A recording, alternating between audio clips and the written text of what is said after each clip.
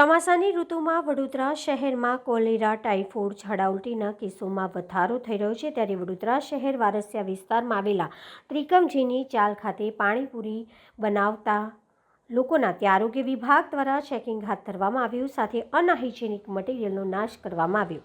વડોદરા શહેરમાં પાણીજન્ય રોગોથી ટાઇફોઇડ, કોલેરાના કેસોમાં વધારો થઈ રહ્યો છે ત્યારે વડોદરાનું આરોગ્ય વિભાગ દ્વારા અનેક વિસ્તારોમાં પાણીપુરીની લારીઓ પર ચેકિંગ હાથ ધરવામાં આવ્યું હતું અને અનહાઇજેનિક મટીરિયલનો નાશ કરીને 10 દિવસ લારી બંધ રાખવાનો હુકમ કરવામાં આવ્યો હતો। ત્યારે આજે વારસિયા વિસ્તારમાં આવેલા ત્રિકમજીની ચાલમાં આરોગ્ય વિભાગે સપાટો બોલાવ્યો હતો, જેમાં સડેલા બટાકા, ચણા અને પાણીપુરીની પૂરીઓનો નાશ કરવામાં આવ્યો હતો।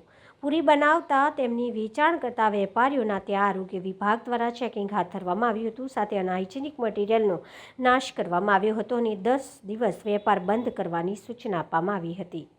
હાલમાં અમે લોકો વારસિયા વિસ્તારમાં પાણીપુરી જ્યાં બનાવે છે, પૂરીઓ અને મસાલાને વગેરે જે બનાવે છે, નરસી ટેકરી અને તિવારીની ચાલ, એ વિસ્તારમાં ચેકિંગ હાથ ધરવામાં આવે છે। કેટલા કિલોનો નાશ કરવામાં આવે છે, કેવી રીતે કરવામાં આવે છે? અત્યાર સુધી લગભગ 100 કિલો જેવા બટાકા, 50 કિલો ચટણી અને પૂરીઓ લગભગ 1000 નંગ જેવી પૂરીઓનો નાશ કરવામાં આવ્યો છે। ફૂડ એન્ડ સેફ્ટીની આટલી રેડ પડે છે અને કોઈ વિસ્તારમાં પાણીપુરીની દુકાનો હજુ બી ચાલુ રહે છે, એના વિશે શું છે? અમે લગભગ 3-4 દિવસથી જે પણ જ્યારે આ કોલેરાના કેસો આવવાના સ્ટાર્ટ થયા છે ત્યારથી આ વરસાદની સિઝનમાં અમે ચેકિંગ ચાલુ કરેલ છે પાણીપુરી અને બીજી પણ ખાણીપીણીની લારીઓ વગેરેનું। અમે એમને જે કંઈ સૂચનાઓ આપીએ છીએ અને આ જેની પણ કન્ડિશન સારી નથી, અનહાઇજેનિક કન્ડિશનમાં બનાવે છે, એમને બંધ રાખવાની સૂચના અને નોટિસ બંને આપીએ છીએ। અને કેટલા દિવસ માટે આ દુકાનો બંધ રહેશે? એ હાલમાં અમને જ્યાંથી ઉપરથી સૂચના મળશે ત્યાં સુધીની વાત છે। આપનો પરિચય?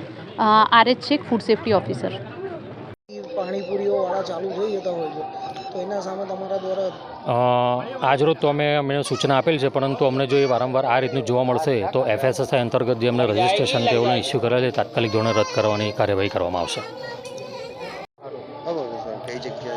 આજે વારસિયા વિસ્તારમાં આપણે તિવારીની ચાલમાં જે પાણીપુરી બનાવીને અને વિક્રેતા જે છે તેઓને ત્યાં ચેકિંગ હાથ ધરેલ છે।